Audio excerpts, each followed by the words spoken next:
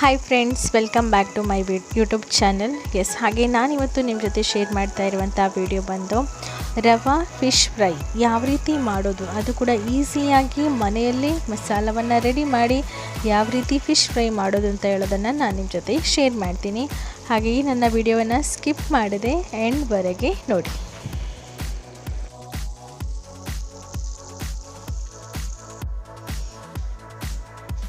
ನಮ್ಮ ಮನೆಯವರು ಇವತ್ತು ಮೀನು ತೊಗೊಂಡು ಬಂದಿದ್ದಾರೆ ನನಗೂ ಮತ್ತು ಬಂಗುಡೆ. ಇವಾಗ ಸ್ಯಾಟರ್ಡೆ ಈವ್ನಿಂಗ್ ನಾನು ಬಂಗುಡೆ ಫ್ರೈ ಮಾಡೋಣ ಅಂತ ಅಂದ್ಕೊಂಡಿದ್ದೀನಿ. ನಾಳೆ ನಂಗೆ ಸಾರು ಮಾಡೋಣ ಅಂತ ಅಂದ್ಕೊಂಡಿದ್ದೀನಿ. ಬನ್ನಿ ಯಾವ ರೀತಿ ನಾನು ಬಂಗುಡೆ ಫ್ರೈ ಮಾಡ್ತೀನಿ ಅನ್ನೋದನ್ನು ನಿಮ್ಮ ಜೊತೆ ಶೇರ್ ಮಾಡ್ತೀನಿ. ಹಾಗೆ ನಾನು ಫಿಶ್ ಫ್ರೈ ಮಾಡೋದಕ್ಕೆ ಮಸಾಲವನ್ನು ಮನೆಯಲ್ಲೇ ರೆಡಿ ಮಾಡ್ತೀನಿ. ಇದಕ್ಕೆ ನಾನು ಕೆಂಪು ಮೆಣಸು, ಉದ್ದ ಕೆಂಪು ಮೆಣಸನ್ನು ಸ್ವಲ್ಪ ತೊಗೊಂಡಿದ್ದೀನಿ. ನಿಮಗೆ ಖಾರಕ್ಕೆ ಅನುಗುಣವಾಗಿ ನೀವು ತಗೊಳ್ಳಿ. ಹಾಗೆ ಸ್ವಲ್ಪ ಹುಣಸೆ ಹಣ್ಣು, ಹಾಗೆ ಸ್ವಲ್ಪ ಉಪ್ಪು ನಮಗೆ ಎಷ್ಟು ರುಚಿಗೆ ತಕ್ಕಷ್ಟು ನೋಡಿಕೊಂಡು ಹಾಕಿ. ಹಾಗೆ ಜಾಸ್ತಿ ಖಾರ ಬೇಕು ಅಂತ ಇದ್ದರೆ ಸಣ್ಣ ಗಿಡ್ಡ ಮೆಣಸು ಕೂಡ ಆ್ಯಡ್ ಮಾಡ್ಬೋದು. ಹಾಗೆ ಸ್ವಲ್ಪ ಅರಿಶಿನ. ಈ ಪದಾರ್ಥಗಳನ್ನು ಯೂಸ್ ಮಾಡಿ ನಾನಿವಾಗ ಫಿಶ್ ಫ್ರೈ ಮಾಡಲಿಕ್ಕೆ ಮಸಾಲವನ್ನು ರೆಡಿ ಮಾಡ್ತೀನಿ. ಇವಾಗ ಅದನ್ನೆಲ್ಲ ಜಾರಿಗೆ ಹಾಕ್ಕೊಳ್ಳೋಣ. ಉಪ್ಪು ಹಾಗೆ ಉದ್ದ ಮೆಣಸು, ನಿಮಗೆ ಎಷ್ಟು ಖಾರ ಬೇಕು ಅಷ್ಟು ಅಂದಾಜು ಇಟ್ಕೊಂಡು ತಗೊಳ್ಳಿ. ಇಲ್ಲಿ ನಾನು ಒಂದು 10ರಿಂದ 15 ತೊಗೊಂಡಿದ್ದೀನಿ. ಹಾಗೆ ಸ್ವಲ್ಪ ಉಪ್ಪು, ಹಾಗೆ ಸ್ವಲ್ಪ ಅರಿಶಿನ. ಹಾಗೆ ಇವಾಗ ಇದಕ್ಕೆ ಸ್ವಲ್ಪ ನೀರು ಹಾಕಿ ಗ್ರೈಂಡ್ ಮಾಡೋಣ. ಇವಾಗ ನೋಡಿ ಮಸಾಲೆ ರೆಡಿ ಆಯಿತು. ತುಂಬ ನೈಸಾಗಿ ನಾನು ಗ್ರೈಂಡ್ ಮಾಡಿದ್ದೀನಿ. ತರಿ ಆಗಿದ್ದರೆ ನನಗೆ ಅಷ್ಟೊಂದು ಒಳ್ಳೆಯದಾಗಲ್ಲ. ಹಾಗೆ ಈ ರೀತಿ ನೈಸಾಗಿ ಗ್ರೈಂಡ್ ಮಾಡಿ ಇದು ಫಿಶ್ ಫ್ರೈಗೆ ತುಂಬಾ ಒಳ್ಳೆಯದಾಗುತ್ತೆ.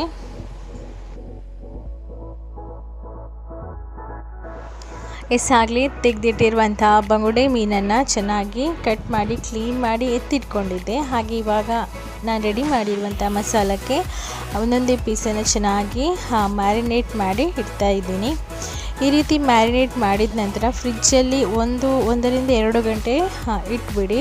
ಆವಾಗ ಚೆನ್ನಾಗಿ ಉಪ್ಪು, ಹುಳಿ, ಖಾರ ಎಲ್ಲ ಎಳ್ಕೊಂಡು ತುಂಬ ಚೆನ್ನಾಗಾಗುತ್ತೆ ಫ್ರೈ. ಹಾಗೆ ರವಾ ಫಿಶ್ ಫ್ರೈಗೆ ಬೇಕಾಗಿರುವಂಥ ಮುಖ್ಯ ಇಂಗ್ರೀಡಿಯೆಂಟ್ ಅಂದರೆ ರವಾ, ಸಜ್ಜಿಗೆ ಅಂತ ಹೇಳ್ತಾರಲ್ವ, ಇದನ್ನು ಸ್ವಲ್ಪ, ಅಂದರೆ ಇದು ದಪ್ಪ ಸಜ್ಜಿಗೆ ಅಲ್ಲ, ಇನ್ನೊಂದು ಮೀಡಿಯಮ್ ಬರುತ್ತಲ್ವ, ಅದನ್ನು ಸ್ವಲ್ಪ ತೊಗೊಂಡಿದ್ದೀನಿ. ಹಾಗೆ ನಾನಿಲ್ಲಿ ಕೊಕೊನಟ್ ಆಯಿಲ್ ಯೂಸ್ ಮಾಡ್ತಾಯಿದ್ದೀನಿ ಫ್ರೈ ಮಾಡಲಿಕ್ಕೆ. ನಿಮಗೆ ಯಾವುದು ನೀವು ಮನೇಲಿ ಯೂಸ್ ಮಾಡ್ತೀರಾ ಅದನ್ನೇ ಯೂಸ್ ಮಾಡಬಹುದು. ಆದರೆ ಕೊಕೊನಟ್ ಆಯಿಲಲ್ಲಿ ಒಂಥರ ಅದರ ಫ್ಲೇವರ್ ಆಗಿರ್ಬೋದು, ಟೇಸ್ಟ್ ಆಗಿರ್ಬೋದು, ಒಂಥರ ಡಿಫ್ರೆಂಟಾಗಿ ತುಂಬ ಚೆನ್ನಾಗಿರುತ್ತೆ. ಹಾಗೆ ಇವಾಗ ನಾನು ತವವನ್ನು ಗ್ಯಾಸ್ ಸ್ಟವ್ ಹಚ್ಚಿ ಇಟ್ಟಿದ್ದೀನಿ. ಇವಾಗ ಸ್ವಲ್ಪ ಎಣ್ಣೆ ಹಾಕ್ತಾಯಿದ್ದೀನಿ. ಈ ರೀತಿ ರವವನ್ನು ಹಾಕಿ ನಾವು ಫ್ರೈ ಮಾಡೋದ್ರಿಂದ ತುಂಬ ಟೇಸ್ಟಾಗಿರುತ್ತೆ. ಹಾಗೆ ಜಾಸ್ತಿ ಎಣ್ಣೆ ಕೂಡ ಹೀರ್ಕೊಳ್ಳೋದಿಲ್ಲ. ಹಾಗೆ ತಿನ್ನಲಿಕ್ಕೂ ಕೂಡ ತುಂಬಾ ಕ್ರಿಸ್ಪಿಯಾಗಿ ತುಂಬ ಟೇಸ್ಟಿಯಾಗಿರುತ್ತೆ. ಇವಾಗ ನಾನು ಒಂದೊಂದೇ ಪೀಸಸ್ ಬಂಗುಡೆಯನ್ನು ತೆಗೆದು ಅದರ ಮೇಲೆ ಸಜ್ಜಿಗೆ ಕೋಟಿಂಗ್ ಬರೋ ರೀತಿ ಮಾಡಿ, ಆ ಸಜ್ಜಿಗೆ ಕೋಟಿಂಗ್ ಜೊತೆ ಅದನ್ನು ಇವಾಗ ನಾನು ಎಣ್ಣೆ ಕಾಯ್ಲಿಕ್ಕೆ ಇಟ್ಟಿದ್ದೇವಲ್ವ ಆ ತವದ ಮೇಲೆ ಹಾಕಬೇಕು. ಈ ರೀತಿ ಒಂದೊಂದೇ ಪೀಸಸನ್ನು ರವವನ್ನು ಕೋಟ್ ಮಾಡಿ ಅದರ ಮೇಲೆ ಈ ರೀತಿ ಕಾಯ್ಲಿಕ್ಕೆ ಇಡೋಣ.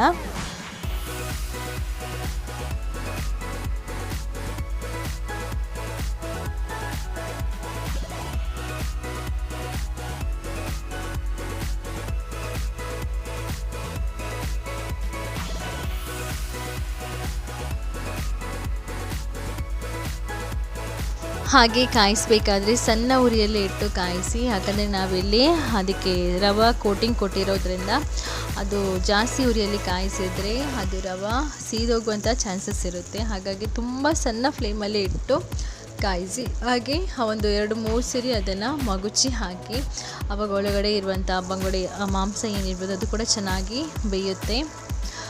ನೋಡಿ, ಫೈನಲಿ ನಮ್ಮದು ರವಾ ಬಂಗುಡೆ ಫಿಶ್ ಫ್ರೈ ರೆಡಿ ಆಯಿತು ನೋಡಿ. ತುಂಬ ಟೇಸ್ಟಿಯಾಗಿರುತ್ತೆ. ಗಂಜಿ ಊಟಕ್ಕೆ ಸೈಡಲ್ಲಿ ಈ ರೀತಿ ರವಾ ಬಂಗುಡೆ ಫ್ರೈ ಇದ್ದರೆ ಊಟ ಎಷ್ಟು ಹೋಗುತ್ತೆ ಅಂತಲೇ ಗೊತ್ತಾಗೋದಿಲ್ಲ, ಅಷ್ಟೊಂದು ಟೇಸ್ಟಿಯಾಗಿರುತ್ತೆ. ನೀವು ಕೂಡ ಮನೆಯಲ್ಲಿ ಟ್ರೈ ಮಾಡಿ. ಹಾಗೆ ಇವತ್ತಿನ ನನ್ನ ಈ ವಿಡಿಯೋನ ಇಲ್ಲಿಗೆ ಎಂಡ್ ಮಾಡ್ತಾ ಇದ್ದೀನಿ. ಈ ರೆಸಿಪಿ ನಿಮಗೆ ಇಷ್ಟ ಆಗಿದ್ದಲ್ಲಿ ಒಂದು ಲೈಕ್ ಕೊಡಿ, ಹಾಗೆ ಶೇರ್ ಮಾಡಿ. Thank you.